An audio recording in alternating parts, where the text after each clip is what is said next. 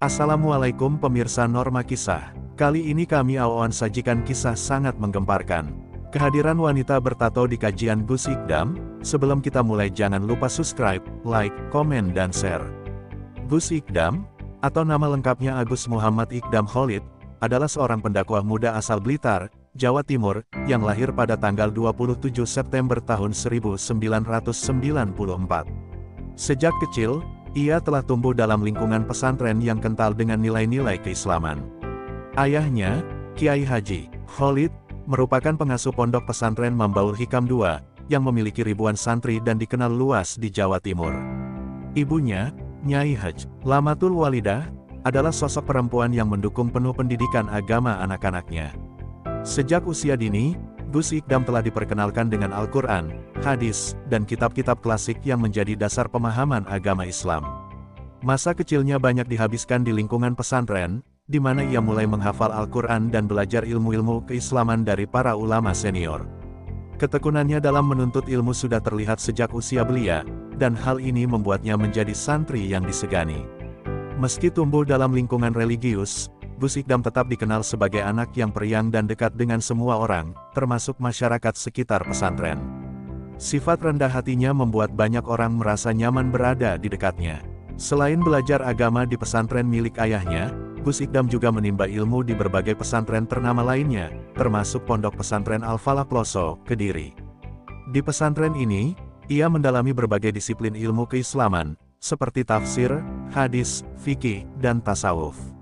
Para gurunya melihat potensi besar dalam dirinya, terutama dalam bidang dakwah. Ia sering diminta untuk menyampaikan ceramah kepada para santri lainnya, sebagai latihan sebelum akhirnya benar-benar terjun ke masyarakat. Gus Ikdam bukan hanya sekadar seorang santri yang tekun, tetapi juga memiliki kecerdasan yang luar biasa dalam memahami konteks sosial masyarakat. Ia sadar bahwa metode dakwah harus berkembang sesuai dengan zaman agar lebih mudah diterima oleh berbagai kalangan.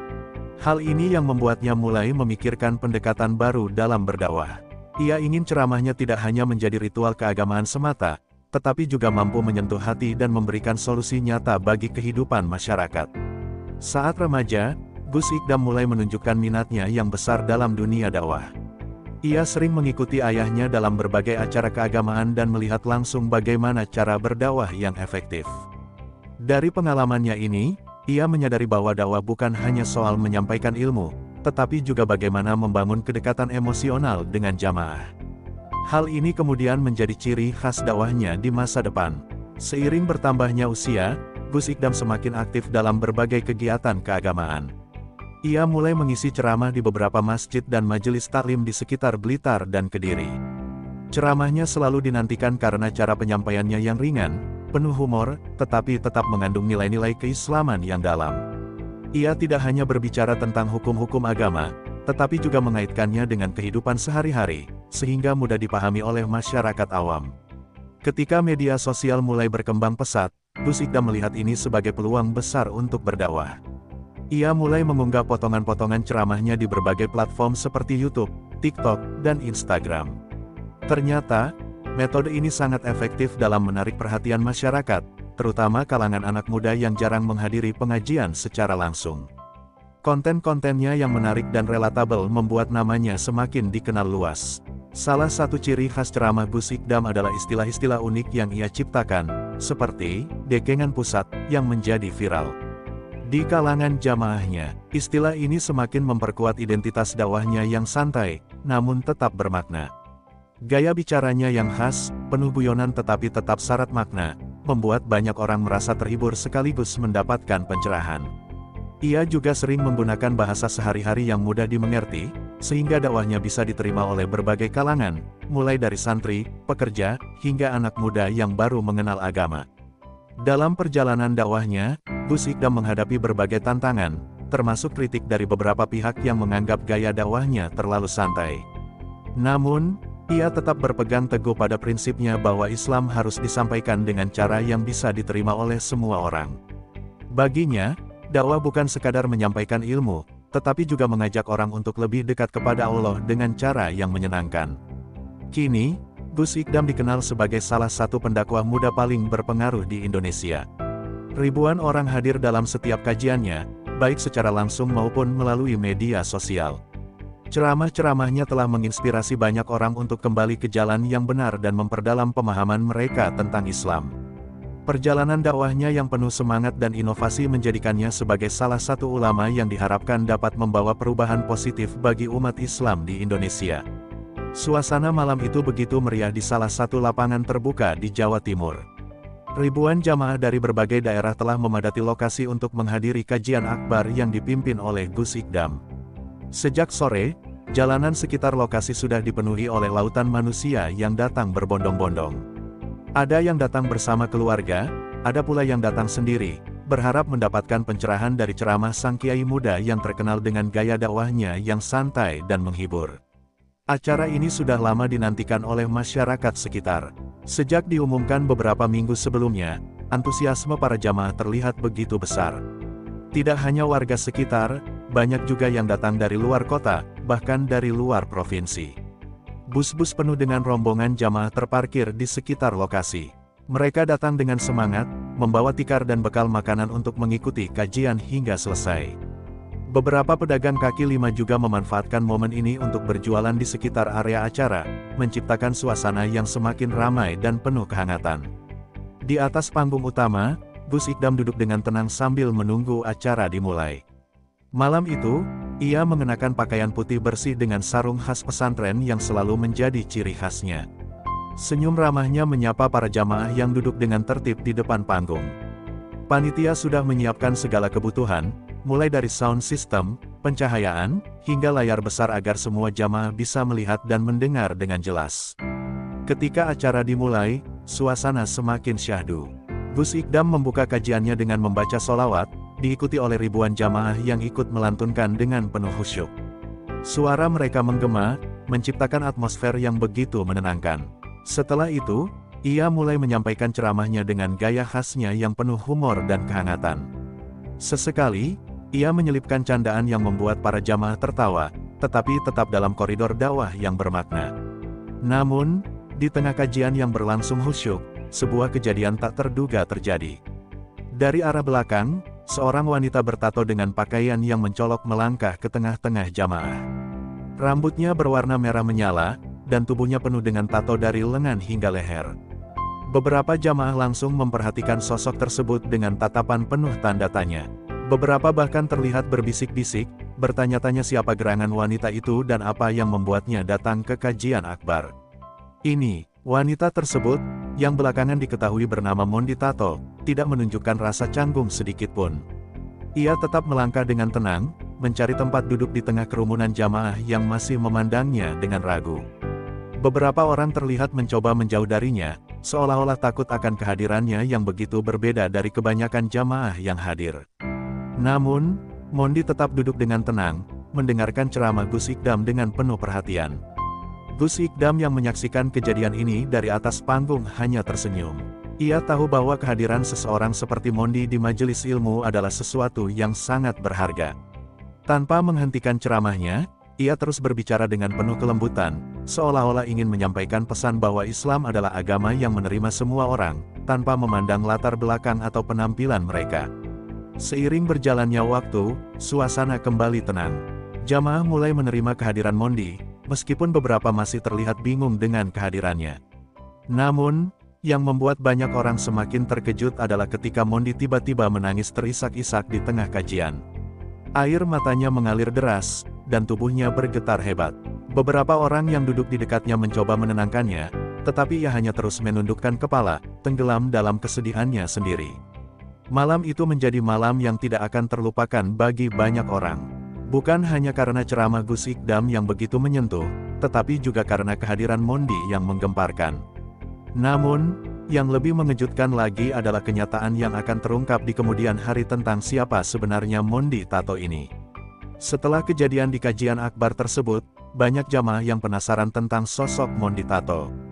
Bagaimana mungkin seorang wanita dengan penampilan seperti itu bisa hadir di majelis ilmu yang dihadiri ribuan orang? Apa yang membuatnya datang ke sana? Pertanyaan-pertanyaan ini terus menjadi bahan perbincangan di kalangan jamaah, baik secara langsung maupun di media sosial. Video tentang Mondi menangis di tengah ceramah Gus Ikdam bahkan viral dan mendapat berbagai reaksi dari netizen. Beberapa hari setelah kajian akbar tersebut, salah seorang santri Gus Ikdam, yang penasaran dengan sosok Mondi, mencoba mencari tahu tentang latar belakangnya. Setelah bertanya ke beberapa orang yang mengenalnya, akhirnya terungkap bahwa Mondi bukanlah sembarang orang. Meski penampilannya tampak seperti anak pang dengan tato di sekujur tubuhnya, ternyata Mondi memiliki masa lalu yang sangat berbeda dari apa yang terlihat. Mondi, yang memiliki nama asli Mutiara Ramadhani, ternyata berasal dari keluarga religius. Ayahnya adalah seorang ustaz yang cukup dikenal di daerahnya, sementara ibunya adalah seorang pengajar di madrasah. Sejak kecil, Mondi dididik dalam lingkungan yang penuh dengan nilai-nilai keislaman.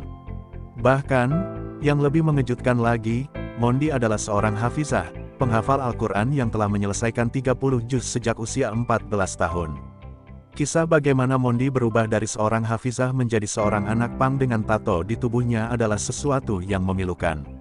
Semuanya bermula ketika ia kehilangan kedua orang tuanya dalam sebuah kecelakaan tragis.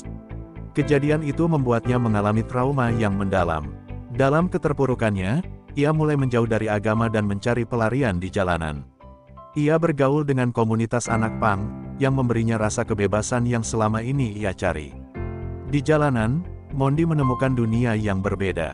Ia belajar bertahan hidup dengan cara yang keras, jauh dari nilai-nilai yang pernah diajarkan orang tuanya. Tato di tubuhnya adalah simbol dari perjalanan hidupnya yang penuh luka. Namun, meskipun ia telah meninggalkan kehidupan lamanya, ada satu hal yang tidak pernah benar-benar hilang. Dari dirinya, hafalan Al-Qur'annya. Meskipun bertahun-tahun hidup di jalanan, ia masih mampu mengingat setiap ayat yang pernah ia hafal. Kehadirannya di kajian Gus Ikdam bukanlah sebuah kebetulan. Selama ini, ia diam-diam sering menonton ceramah Gus Ikdam di media sosial. Ada sesuatu dalam dakwahnya yang membuat hati Mondi tersentuh. Malam itu, ia akhirnya memberanikan diri untuk datang, meskipun ia tahu bahwa ia akan dipandang berbeda. Namun, yang tidak ia duga adalah perasaan yang tiba-tiba menyeruak dalam hatinya ketika mendengar ceramah Gus Ikdam. Air mata yang jatuh malam itu bukanlah sekadar tangisan biasa. Itu adalah tangisan seseorang yang merindukan jalan pulang. Mondi tahu bahwa meskipun ia telah jauh tersesat, hatinya masih dipenuhi dengan ayat-ayat Allah yang pernah ia hafal sejak kecil. Dan mungkin, malam itu adalah awal dari perjalanannya untuk kembali. Setelah kejadian di kajian akbar, nama Mondi Tato semakin ramai diperbincangkan. Video dirinya menangis di tengah kajian Gus Ikdam viral di berbagai platform media sosial. Ada yang menghujat, menganggap kehadirannya di majelis ilmu hanya untuk mencari perhatian. Namun, ada juga yang merasa terharu dan penasaran dengan kisah hidupnya. Di tengah kehebohan ini, Gus Ikdam justru mengambil langkah yang berbeda. Ia tidak memandang Mondi dengan prasangka, melainkan dengan rasa penasaran dan kepedulian. Gus Ikdam meminta salah satu santrinya untuk mencari tahu tentang Mondi. Butuh beberapa hari sebelum akhirnya seorang santri berhasil menemukan keberadaan Mondi di sebuah rumah kontrakan sederhana di pinggiran kota. Tanpa ragu, Gus Ikdam memutuskan untuk menemui Mondi langsung. Ia datang tanpa membawa rombongan besar, hanya ditemani satu santrinya. Kedatangannya yang tiba-tiba mengejutkan Mondi, yang sama sekali tidak menyangka bahwa seorang ulama sekelas Gus Ikdam akan mencarinya. Mondi awalnya ragu untuk menemui Gus Ikdam. Ia merasa malu, merasa dirinya tidak pantas berbicara dengan seorang kiai besar. Namun, tatapan lembut dan senyum ramah Gus Ikdam membuatnya luluh. Akhirnya, ia mengizinkan mereka masuk. Rumah kontrakan Mondi sangat sederhana, bahkan bisa dibilang jauh dari layak. Tidak ada banyak perabotan, hanya ada sebuah kasur tipis, meja kecil, dan beberapa barang seadanya. Mereka duduk berhadapan, dan sejenak suasana menjadi hening. Gus Ikdam tidak langsung berbicara, ia membiarkan Mondi merasa nyaman terlebih dahulu. Setelah beberapa saat, ia mulai membuka pembicaraan dengan pertanyaan sederhana. Mondi, apa yang membuatmu datang ke kajian malam itu? Pertanyaan itu membuat Mondi terdiam. Ia menundukkan kepala, matanya mulai berkaca-kaca. Dengan suara lirih, Mondi mulai bercerita tentang hidupnya. Ia menceritakan bagaimana ia tumbuh dalam keluarga religius, bagaimana ia kehilangan kedua orang tuanya, dan bagaimana ia akhirnya terjerumus ke dalam kehidupan jalanan. Ia juga mengungkapkan bahwa meskipun hidup sebagai anak pang, ia masih sering mengingat hafalan Al-Qur'annya. Saya sering melantunkan ayat-ayat itu ketika merasa sedih, Gus, katanya sambil terisak. Mendengar pengakuan itu, Gus Ikdam tersenyum. Subhanallah, Mondi, kau tahu, Al-Quran tidak akan pernah meninggalkan siapapun yang pernah menghafalnya. Ia akan tetap melekat di dalam hati, tidak peduli sejauh apa seseorang tersesat, ujarnya dengan suara lembut. Kata-kata itu membuat Mondi semakin menangis. Ia merasa seperti baru saja menemukan cahaya yang selama ini ia cari. Obrolan mereka berlangsung lama. Gus Ikdam tidak menghakimi Mondi, ia justru memberikan nasihat dengan cara yang sangat lembut. Ia juga menawari Mondi untuk datang ke pesantrennya jika suatu saat ingin belajar kembali.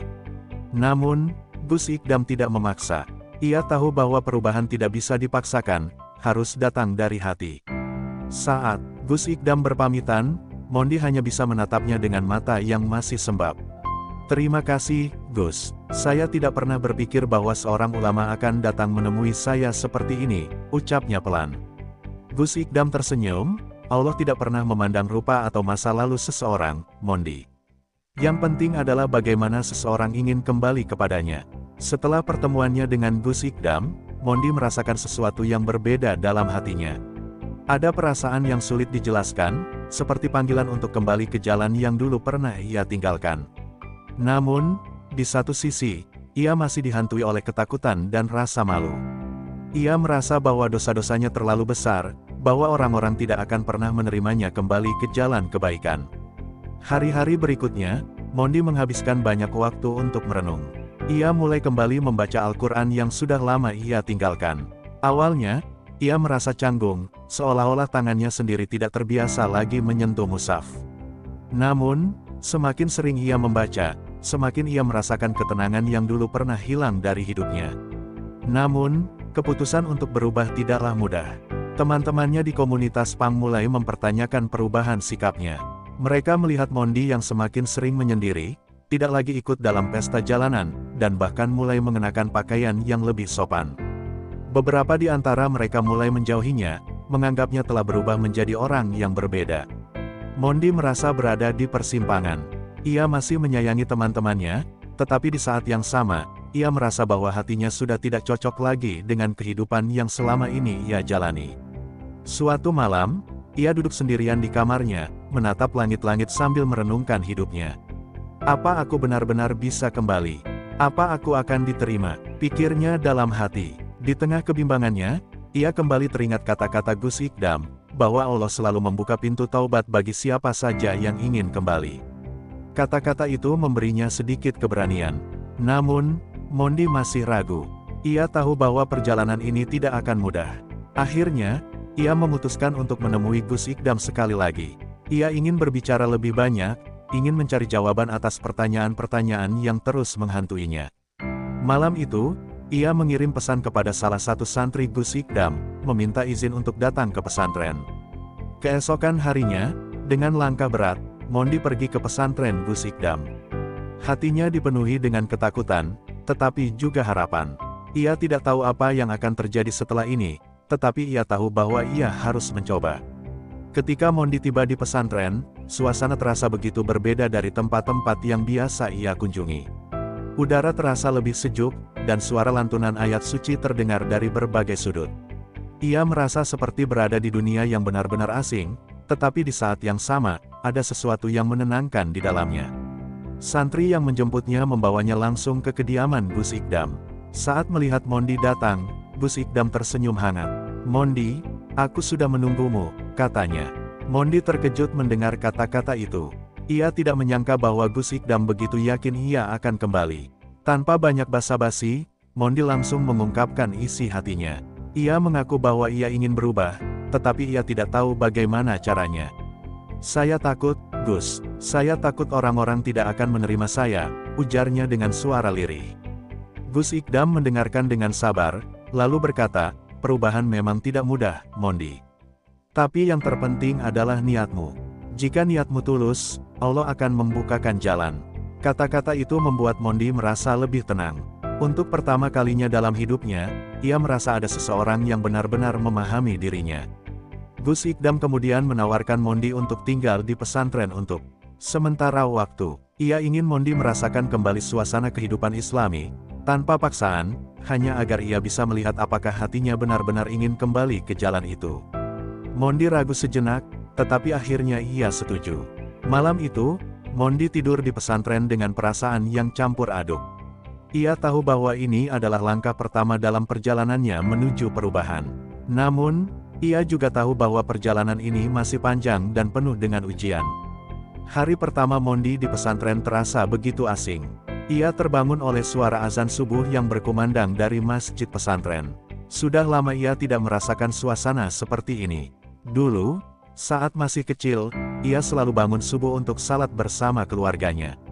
Namun, setelah hidup di jalanan, kebiasaannya berubah total.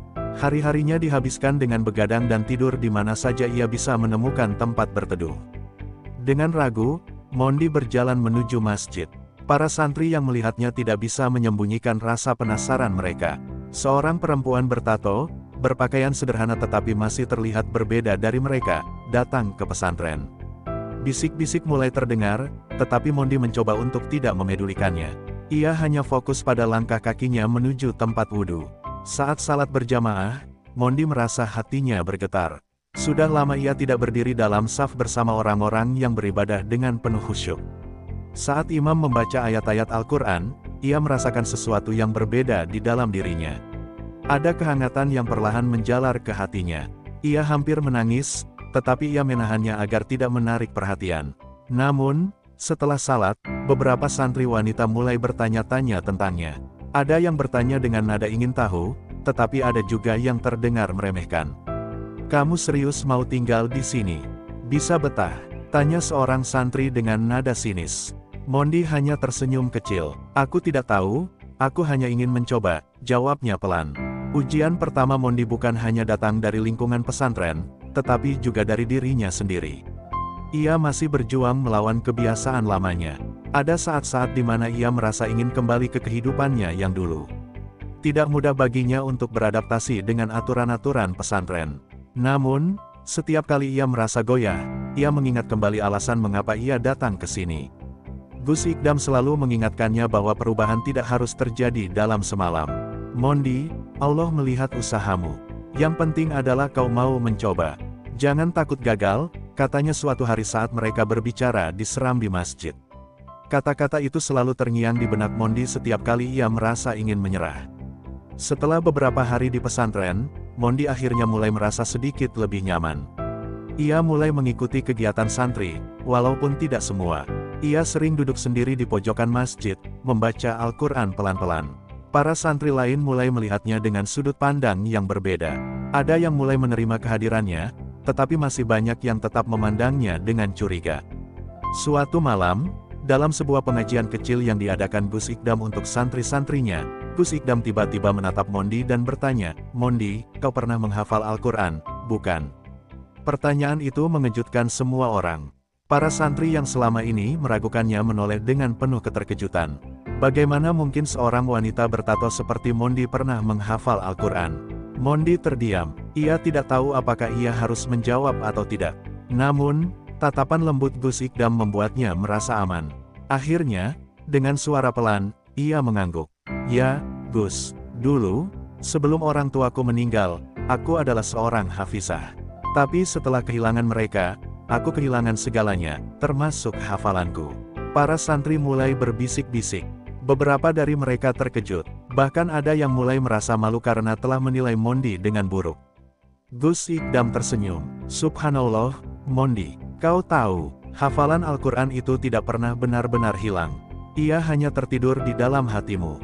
Jika kau mau, kau bisa membangunkannya kembali." Mata Mondi mulai berkaca-kaca. Ia tidak pernah berpikir bahwa suatu hari ia akan kembali menghafal Al-Quran. Dulu, ketika ia masih kecil, ia selalu merasa bangga karena bisa menghafal banyak surah. Namun, setelah orang tuanya tiada, hidupnya berantakan, dan ia merasa tidak ada gunanya lagi menghafal ayat-ayat suci itu. Malam itu, setelah pengajian selesai, beberapa santri mulai mendekatinya. Mereka tidak lagi melihatnya dengan curiga, tetapi dengan rasa penasaran dan kekaguman. Salah satu santri bahkan berkata, "Aku minta maaf kalau selama ini aku salah paham tentangmu, Mondi." Mondi hanya tersenyum kecil. Untuk pertama kalinya, ia merasa bahwa mungkin, hanya mungkin, ia benar-benar bisa menemukan jalannya kembali. Sejak pengakuannya di pengajian, Mondi merasa ada sesuatu yang berubah dalam dirinya. Ia mulai merasa lebih yakin bahwa ia bisa kembali ke jalan yang dulu pernah ia tinggalkan. Ia mulai melatih hafalannya kembali, meskipun awalnya sangat sulit. Banyak ayat yang sudah terlupakan, tetapi ada juga yang masih tersisa di ingatannya. Gus Ikdam melihat kesungguhannya dan memberikan bimbingan khusus. Ia mengatur jadwal khusus bagi Mondi untuk mengulang hafalan, dengan bantuan beberapa santri senior. Awalnya, Mondi merasa canggung. Ia masih takut dihakimi. Namun, semakin ia mencoba, semakin ia merasa percaya diri. Hari-hari berlalu, dan Mondi mulai menghafal kembali surah-surah yang dulu pernah ia kuasai. Setiap kali ia berhasil mengingat satu ayat, hatinya terasa ringan. Ia merasa seperti menemukan kembali bagian dari dirinya yang selama ini hilang. Namun, perjalanan ini tidaklah mudah. Ada hari-hari di mana Mondi merasa frustasi karena tidak bisa mengingat ayat-ayat tertentu. Ada saat-saat di mana ia hampir menyerah. Namun, setiap kali ia merasa putus asa, Gus Ikdam selalu ada untuk menyemangatinya. Mondi, ingat, Allah tidak melihat hasil akhirnya, tetapi usaha yang kau lakukan, kata Gus Ikdam suatu hari. Selain itu, beberapa santri yang awalnya meragukannya kini mulai mendukungnya. Mereka sering membantunya mengulang hafalan, bahkan ada yang dengan sabar membimbingnya jika ia lupa ayat tertentu. Mondi mulai merasa bahwa ia bukan lagi seorang asing di tempat ini. Suatu hari, saat sesi murojaah bersama Gus Ikdam, Mondi berhasil menghafal satu surah penuh tanpa kesalahan. Ketika ia menyelesaikan ayat terakhir, air mata jatuh dari matanya. Ia merasa seperti baru saja memenangkan pertarungan besar dalam hidupnya. Para santri yang mendengar pun ikut terharu. Gus Ikdam tersenyum dan berkata, Mondi, lihatlah. Al-Quran tidak pernah meninggalkanmu. Ia hanya menunggu untuk kau jemput kembali. Kata-kata itu membuat Mondi semakin yakin bahwa ini adalah jalan yang benar baginya. Malam itu, Mondi duduk sendirian di serambi pesantren, menatap langit yang dipenuhi bintang. Ia tersenyum kecil. Untuk pertama kalinya dalam hidupnya, ia merasa bahwa ia benar-benar berada di jalan yang tepat. Ia tidak tahu apa yang akan terjadi di masa depan, tetapi ia yakin bahwa selama ia berpegang pada Al-Quran, ia tidak akan pernah tersesat lagi. Setelah beberapa pekan berada di pesantren, Mondi mulai menemukan kenyamanan dalam rutinitasnya. Namun, jalan kembali kepada Allah bukanlah perjalanan yang tanpa ujian. Suatu hari, pesantren kedatangan seorang tamu, seorang lelaki yang tidak pernah Mondi sangka akan bertemu kembali, Aji, teman lamanya dari jalanan. Aji adalah sosok yang pernah sangat dekat dengan Mondi. Mereka pernah berbagi cerita, tawa, dan duka saat hidup di jalan. Namun, tidak seperti Mondi yang mencoba berubah, Aji masih terjebak dalam kehidupan lamanya. Ia datang ke pesantren dengan maksud membawa Mondi kembali ke dunia mereka. Mondi, ini bukan tempatmu. Kau bukan santri. Kau anak jalanan, anak pang. Ayo pulang, katanya dengan nada yang menggoda. Mondi terdiam. Ia merasa hatinya berguncang. Bagaimanapun, Aji adalah seseorang yang pernah ia anggap sebagai keluarga. Ia ragu, apakah ia benar-benar sudah menemukan tempatnya di pesantren? Apakah ia bisa meninggalkan sepenuhnya kehidupan lamanya? Gus Ikdam yang melihat situasi ini tidak tinggal diam. Dengan tenang, ia mendekati Mondi dan menatapnya dalam-dalam. Mondi, dalam perjalanan menuju Allah, selalu ada godaan untuk kembali ke masa lalu. Tapi, ingat, kau yang memilih jalan ini. Apakah kau ingin terus berjalan atau kembali? Mondi menatap Gus Ikdam, lalu beralih kepada Aji. Perlahan, ia menggelengkan kepalanya. Maaf, Aji, aku tidak bisa kembali. Aku telah menemukan sesuatu yang lebih berharga di sini, katanya dengan suara yang mantap. Aji tertawa kecil, tetapi ada kesedihan di matanya.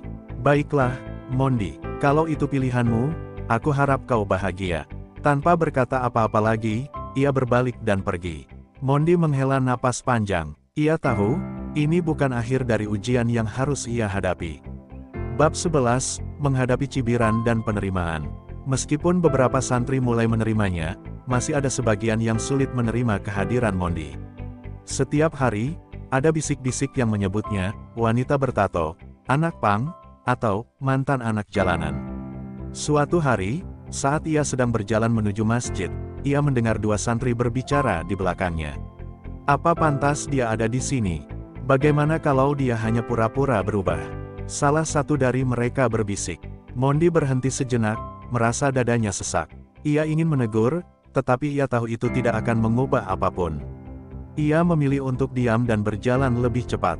Namun, di dalam hatinya, ia merasa sakit. Seolah-olah tidak peduli seberapa keras ia mencoba berubah, masa lalunya akan selalu menghantuinya. Gus Ikdam menyadari perubahan sikap Mondi.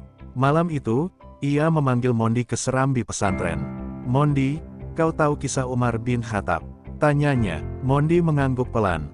Dulu, Umar adalah seorang yang keras dan menentang Islam. Tapi ketika ia berubah, ia menjadi salah satu sahabat Nabi yang paling mulia. Allah tidak melihat siapa kita dulu, tetapi siapa kita sekarang. Mendengar itu, Mondi merasa hatinya tenang. Ia menyadari bahwa ia tidak bisa mengontrol apa yang orang lain pikirkan tentangnya. Yang bisa ia lakukan hanyalah terus berjalan, membuktikan dengan tindakan bahwa ia benar-benar ingin berubah. Hari-hari berlalu, dan perlahan, para santri yang dulu meragukannya mulai melihat kesungguhannya. Mereka melihat bagaimana Mondi benar-benar berusaha menghafal Al-Quran, bagaimana ia membantu santri lain, dan bagaimana ia dengan sabar menerima perlakuan mereka. Hingga akhirnya, banyak yang mulai menerima Mondi sebagai bagian dari mereka. Setelah berbulan-bulan di pesantren, Mondi tidak hanya menemukan jalannya kembali kepada Allah, tetapi ia juga menemukan panggilannya. Ia menyadari bahwa ia ingin membantu orang-orang seperti dirinya, orang-orang yang tersesat tetapi ingin kembali. Gus Ikdam melihat perubahan besar dalam diri Mondi dan memutuskan untuk memberikan kesempatan yang lebih besar kepadanya. "Mondi, bagaimana jika kau berbagi kisahmu kepada santri-santri lain? Aku yakin, banyak yang bisa belajar dari perjalananmu," kata Gus Ikdam suatu hari. Mondi awalnya ragu, ia tidak terbiasa berbicara di depan banyak orang. Namun, ia tahu bahwa jika ia bisa membantu satu orang saja untuk menemukan jalan kembali kepada Allah, maka itu sudah cukup. Malam itu, di depan ratusan santri, Mondi berdiri. Dengan gemetar, ia menarik napas dalam-dalam dan mulai bercerita. Ia menceritakan bagaimana ia dulu adalah seorang hafizah, bagaimana ia kehilangan segalanya, dan bagaimana akhirnya ia menemukan kembali cahaya melalui pesantren ini. Saat ia selesai berbicara, tidak ada satupun santri yang tidak terharu. Beberapa bahkan menangis. Banyak yang datang kepadanya setelah itu, mengatakan bahwa kisahnya telah menginspirasi mereka. Mondi tersenyum. Ia tidak pernah menyangka bahwa hidupnya yang penuh luka bisa menjadi cahaya bagi orang lain. Namun, malam itu, ia menyadari bahwa Allah tidak pernah meninggalkannya. Allah hanya menunggu saat yang tepat untuk mengembalikannya ke jalan yang benar. Makasih sudah menonton sampai akhir.